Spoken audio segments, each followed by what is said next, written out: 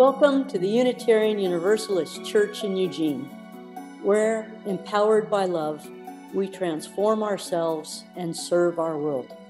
My name is Sharon Roberts, and my pronouns are she, her. With me today is the lead minister, Reverend Jen Youngsun Rue, Jennifer Hackett, Minister of Adult Faith Formation and Pastoral Care, collaborative pianist Suzanne Giordano, vocalist Izzy Kreka and Bob Sorintz, and behind the scenes working tech is Kat Johnson. Today, it is most appropriate that we take a moment in our welcome to acknowledge this land upon which we live and the peoples who have lived here for thousands of years and who still live here now.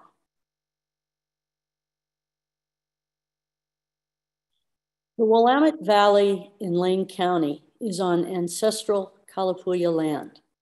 Kalapuyans from the Sankupi, Chaffin, Winefelly, Piu, and Chehalamala tribes created a diverse oak savanna ecosystem through advanced horticultural practices in the valley. After the Kalapuya Treaty in 1855, Kalapuya people were forcibly removed to what are now the Grand Ronde and Siletz reservations. Their descendants are now members of Confederated Tribes of the Grand Ronde Community of Oregon and the Confederated Tribes of Siletz Indians. Welcome.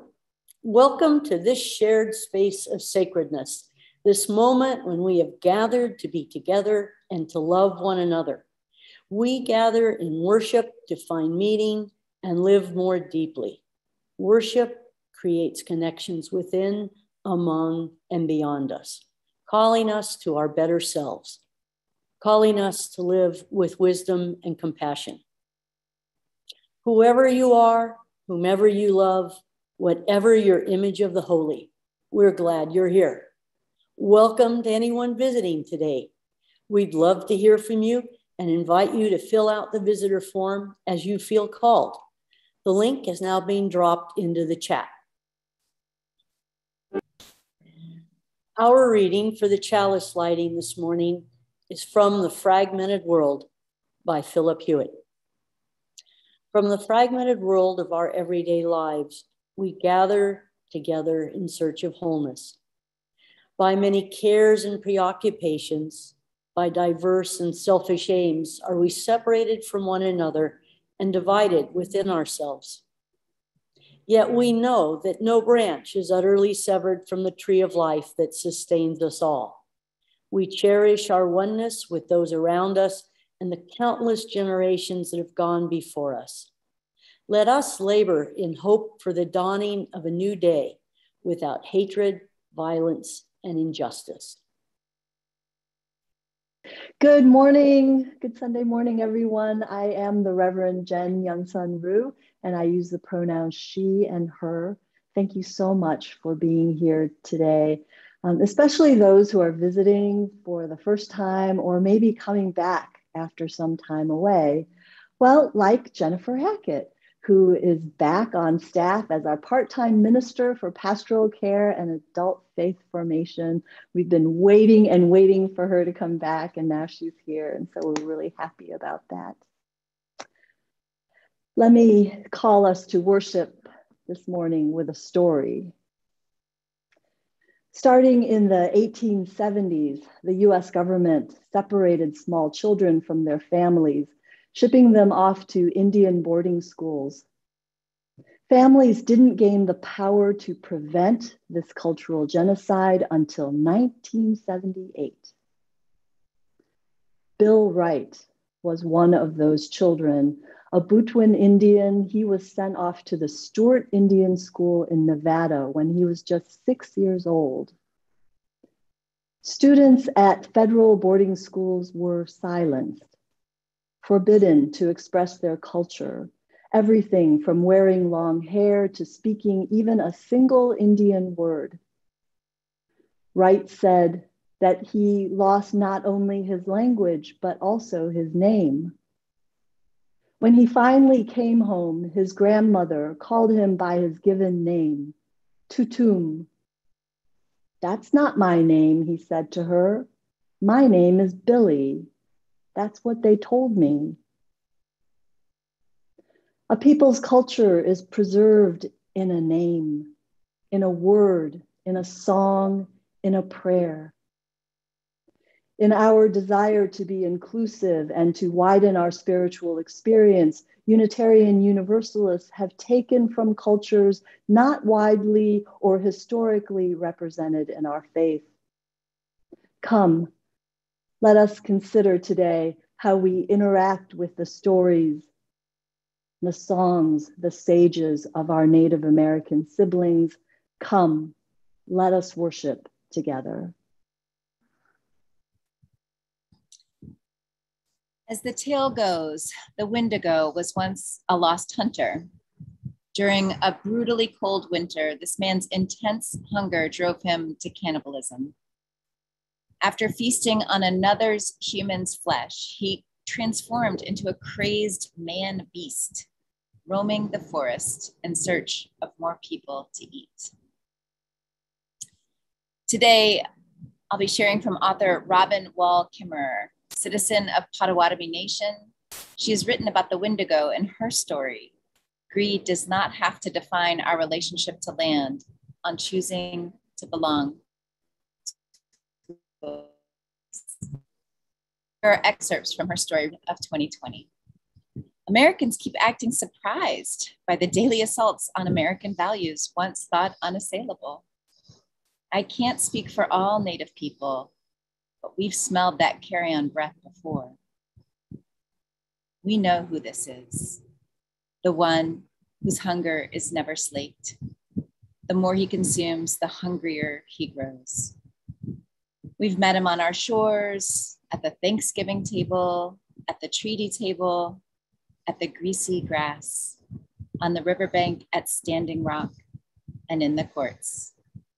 His mask does not fool us, and having so little left to lose and all that is precious to protect, I call the name, the monster that my ancestors spoke of around the winter campfire, the embodied nightmare of greed, the Wendigo. Wendigo is the name for that which cares more for itself than for anything else. It shrieks with unmet want, consumed with consumption. It lays waste to humankind and our more than human kin. Wendigo tales arose in a common space society where sharing was a survival value and greed made one a danger to the whole. But in a profit-based society, the indulgent self-interest that our people once held as monstrous is now celebrated as success. Americans are called on to admire what our people viewed as unforgivable. Let us remember that what the United States calls public lands, and if truth be told, all of what the United States calls private property as well, are in fact ancestral lands. They are the ancestral homelands of 562 different indigenous peoples.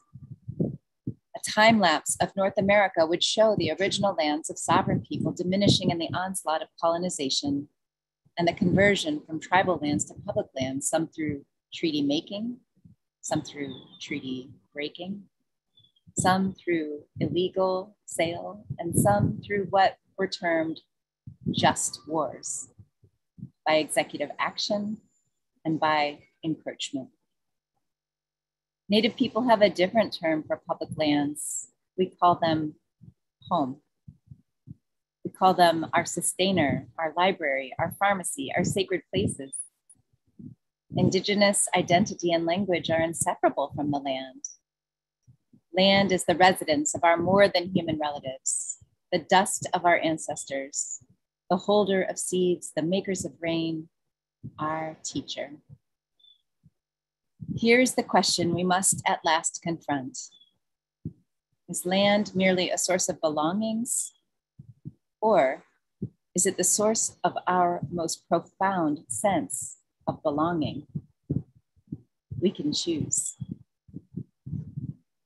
Our ancestors had a remedy for Wendigo sickness and the contagion that it spreads. Those who endangered life with their greed were banished from the circle of what they would destroy. They were cast out from the firelight and the bubbling stew pot, from care and community. The question is, what kind of ancestor do you want to be? In the summer of 1979, a songwriter, poet, and activist named Carolyn McDade attended the Riverside Church Disarmament Conference in New York City. She, like many women at that time, was deeply involved in the anti-war movement. But most of the visible leaders at events like this were men. And so, when a devout Catholic feminist woman named Barbara Zanotti took her place at the microphone as the first speaker at this conference, Carolyn McDade was inspired. So inspired that she wrote a hymn based on the text of that speech. The name she gave that hymn was Creation of Peace. We refer to it as hymn number 121, We'll Build a Land.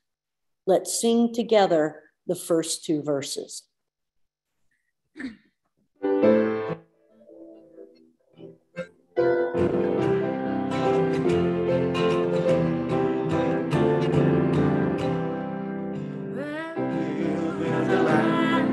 Wind up the broken, we'll build a land where captives go free.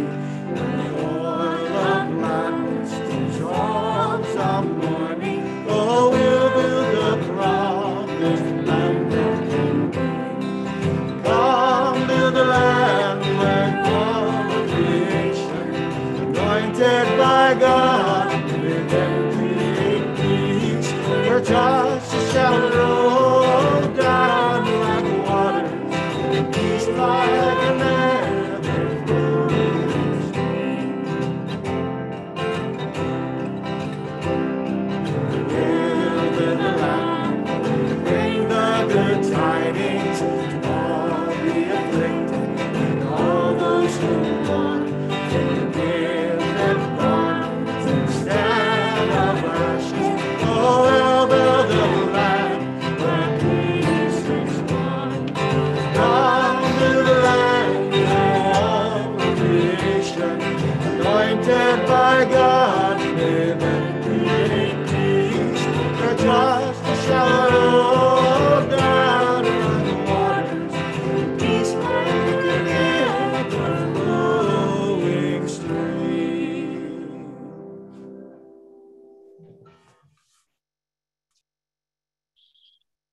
Joy Harjo is a member of the Muskogee Nation in Oklahoma and the current United States Poet Laureate.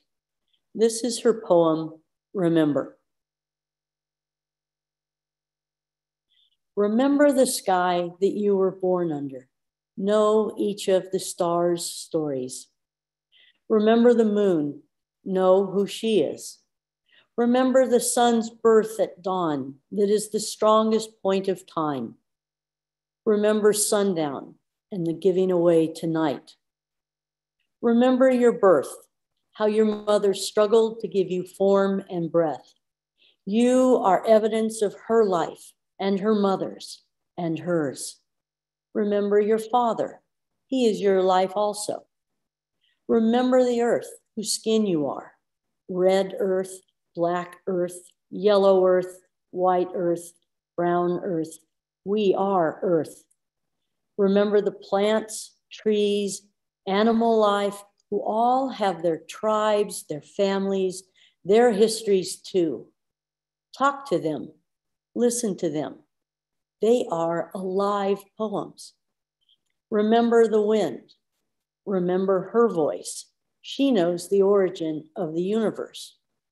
Remember, you are all people and all people are you. Remember, you are this universe and this universe is you. Remember, all is in motion, is growing, is you. Remember, language comes from this.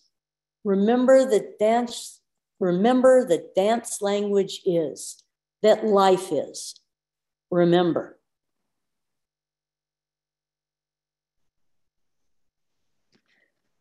This great hymnal came out in 1993, around the same time I joined the Unitarian Universalist Church. I used to flip through it during services while the minister was preaching. And as a new UU, it was really cool to find readings in here from so many different faith traditions. And there are lots of interesting songs in here too. They've taken the poetry of Tagore and the teachings of Confucius and set them to music. And even the traditional church hymns got new words to include more people. Over the years, I've been paying more attention to the ways in which some of our Unitarian Universalist materials perpetuate a supremacy culture. For example, using binary gender language like sisters and brothers keeps alive the notion that there are only two. I've also been learning how to better use the materials in here, especially ritual readings and sacred prayers from religions and cultures not my own. I don't always get it right, but I am teachable. Our hymnal lists 9 different readings and 2 songs from Native American spiritual traditions. And last week, I closed the service using one of those readings as the benediction. It was number 682, the Navajo prayer. It was a last-minute decision, and I wanted to make this kind of clever, creative connection between last week's service and this week's message. And so I used those words without skillful thought, without mindfulness to its original intent. And I also gave no context for its use last week. Those 2 considerations must be made anytime we use the spiritual resources that are outside of our own context. The problem of cultural appropriation is especially acute when it comes to the words and the music, the rituals belonging to Native and Indigenous people. And that's because they've been decimated by genocide to such an extent that their songs and prayers are mistakenly thought to be from a long lost time and a long lost people. Spiritual seekers, particularly from the Western world, have found great affinity for Native American culture. They are attracted to sweat lodges and prayers and dances and powwows. One Oglala man says that 100 years ago, his people practiced their sacred ceremonies in secret for fear of white people finding out and shutting them down. Today, he says, the fear is of white people finding out and wanting to join in. Use becomes misuse when rituals are performed out of context, when prayers are spoken out of season, and when failing to lift up the truth about historic and present day oppression. This hymnal contains songs and prayers that belong to other religions.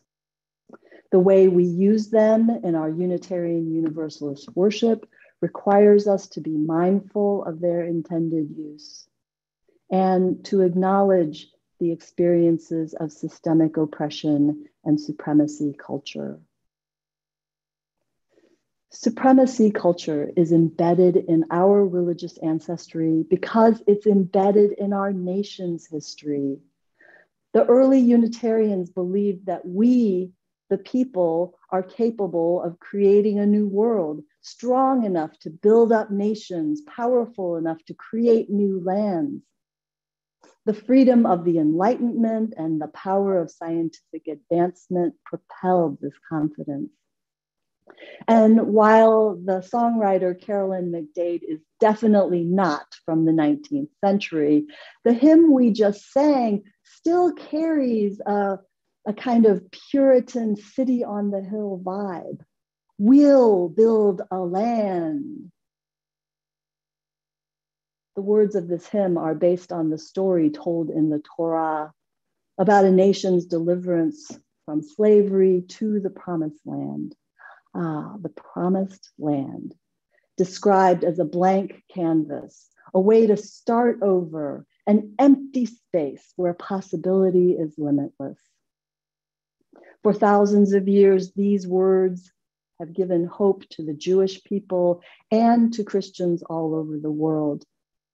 Particularly for African Americans and Latin American Christians, liberation theology grew out of that story.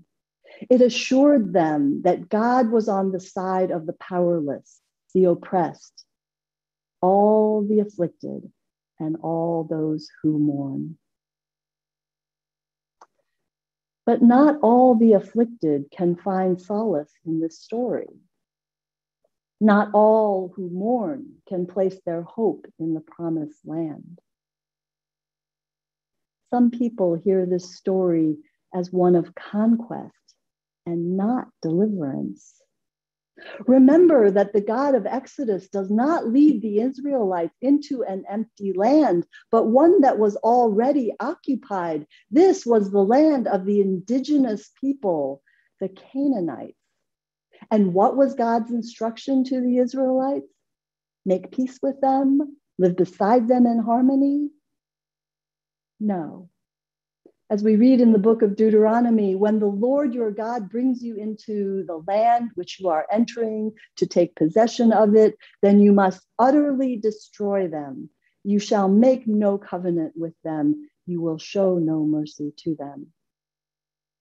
When the first preachers came to proclaim the Christian gospel on the land we now call North America, they often referred to the people who lived here as Canaanites.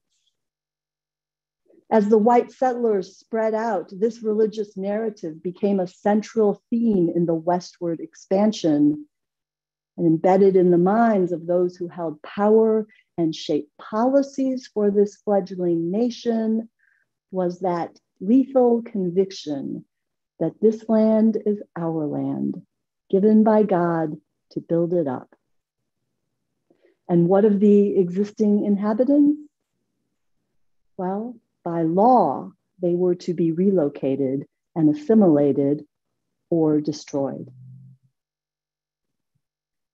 This is the thread of supremacy culture that became dominant in the American story. And because it was in the air and in the water, that culture also became part of the Unitarian story. And we can still hear it in this hymn, the way we see ourselves. We are the rescuers, the helpers, the builders. We'll restore the ruins. Oh, we'll build a promised land that can be. One reason this hymn isn't aging that well is because we are not the same we used to be. We are more diverse than we have ever been. Every spring, there's a conference of UU religious professionals of color. Over the last 10 years, our numbers have multiplied in amazing and wonderful ways. And we welcome more and more every single year. Now, some of that has to do with the UUA's leadership of anti-racism efforts. And a lot of it just has to do with demographics, the so-called browning of America. And as we widen the circle and willingly replace some of what had been in the middle of that circle, we only keep growing our commitment to dismantling oppression. James Baldwin once said, "This is the crime of which I accuse my country, that they have destroyed hundreds of thousands of lives and do not know it and do not want to know it." Willful ignorance. Our responsibility as UUs is to want to know, to be willfully curious and open-minded. willfully attentive and willfully accountable to the communities we want to be in solidarity with. And so we must start by knowing our own history. In the early 1800s, the Unitarians were some of the original members of the Society for Propagating the Gospel Among Indians and others. They believed assimilation into mainstream white culture was morally improving. Around this same time, around 1824, John C. Calhoun, who, by the way, was a co-founder of All Souls Unitarian in Washington, D.C., John C. Calhoun became Secretary of War, and Calhoun created the Bureau of Indian Affairs and put it as part of the U.S. War Department. About 120,000 Native people at that time lived east of the Mississippi. But just a decade after the Indian Removal Act of 1830, almost 90,000 had been killed or violently removed from their homeland. In 1870, the government corruption had gotten so bad in those American Indian agencies and reservations that President Grant actually asked the churches to help in the management of those agencies. And so the American Unitarian Association raised its hand and said, we will help.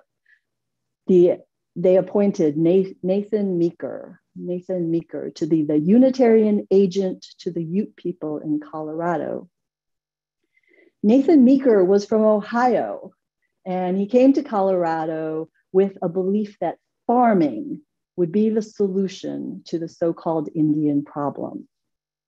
But the real problem was that the Unitarians had not taken time to know that the Ute Indians were not farmers. They were hunters and fishers. They were people of the mountain. The Ute were among the first to use horses, and they traveled wide stretches of mountain lands where frost covered the ground for most of the year. Not great for farming. Nathan Meeker's worldview, shaped by the narratives of his dominant culture, ultimately collided with the Utes. Meeker and 10 others were killed in a skirmish, and the remaining Utes were driven out of Colorado and pushed into a small corner of Utah. Since then, the UU Association of Congregations has passed numerous resolutions in support of Indian rights, repudiation of the doctrine of discovery, and they stood in solidarity with the Sioux people protesting a pipeline at Standing Rock Reservation. And so I wonder about UUCE's history. I'm really interested in knowing if the church supported the 1970 resolution affirming Indian rights. I'm curious to know if any of you all participated in the Standing Rock protests, or if this church has connections to local Indigenous communities. How have you marked Indigenous Peoples' Day in the past? How would you like to mark it this October? And how do we want to use songs from our book that don't feel inclusive to everyone? I hope you'll be in conversation with me about these things. I know that you're just getting to know me, but I really do love collaborating with others, and I appreciate feedback. That's how we learn. So back to this hymn. You know, I've always liked this hymn. I like Carolyn McDade's backstory about how it came to be. I like the tune. I especially like it on the guitar because it's got this, that rhythm on the guitar really helps. I like the image from the prophet Amos, justice rolling like water, peace like an ever-flowing stream. This song can be worth singing if we can just let go of the assumption that we are the victors, that we are the triumphant builders of cities, building on land that belongs to someone else. I think this song can help us to remember that we are capable and powerful, especially when we work together. It can help us to remember our agency and our responsibility. And it can also help us to remember that we are the broken. We are the afflicted. We are captives of past resentments. We are prisoners of our habits. We are ones who mourn. We are faint and weak in spirit. And we need a vision to guide our way. This song can spark our moral imagination and help us to envision a future where we are all free and where every living being is held in dignity. May this be ever so. Amen. So now, with a little more knowledge about how this hymn may resonate differently for some people, I invite you now to sing again hymn number 121, but this time the words are adjusted to make them a little more inclusive. I'm sure that you will let me know what you think of this change. And if you're using our hymnal instead of the screen, just so you know, we're going to be singing verses 2 and 4 this time. And instead of saying, we'll build a land, let's try, we'll build a church. And again, we replace sisters and brothers with all of creation. Let's sing together.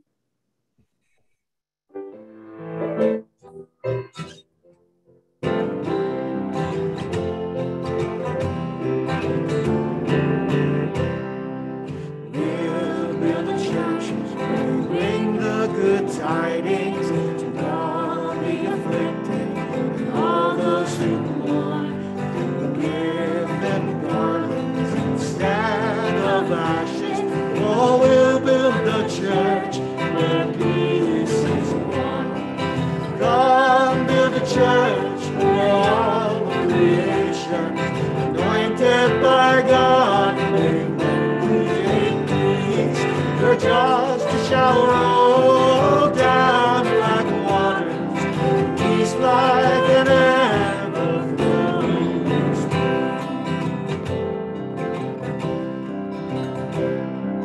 We're gonna churches from mantles of praises, sound from the spirits, what things and what weak.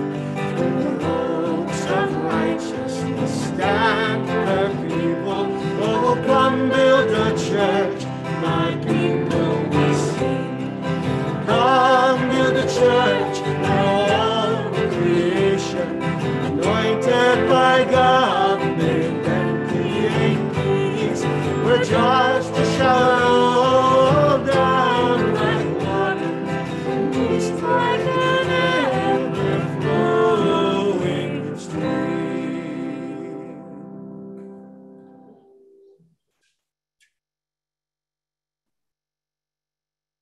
From the fragmented world of our everyday lives, we come together to bring forward our burdens and our gifts. We acknowledge that we all are feeling the burden of this prolonged pandemic.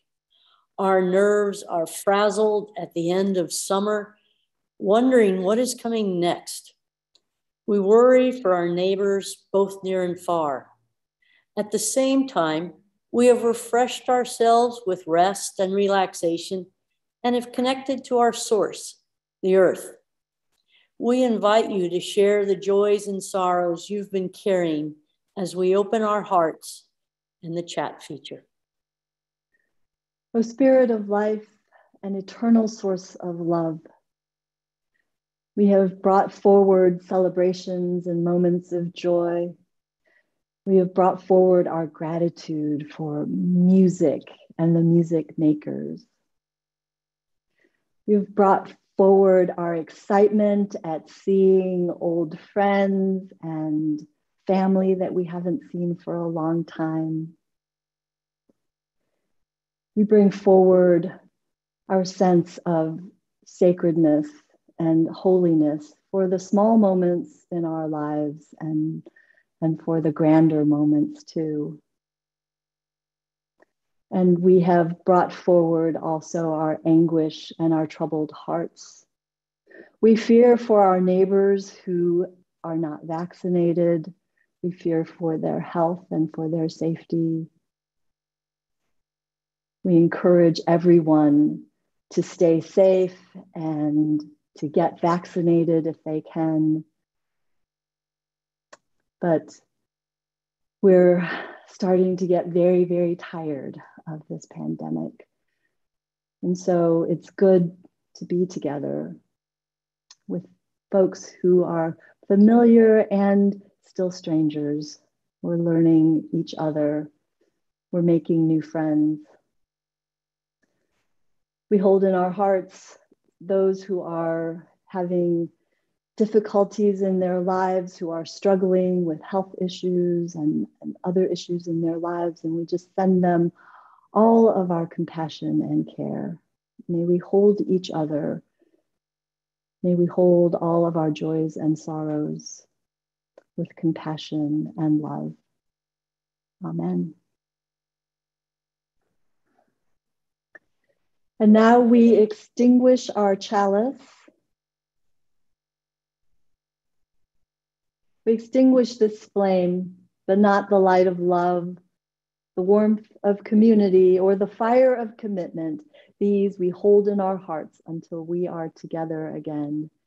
And now go into your day and into this brand new week with the words of Poet Laureate Joy Harjo. Remember, you are all people, and all people are you. Remember, you are this universe, and this universe is you. Remember, all is in motion, is growing, is you. Go in peace, everyone.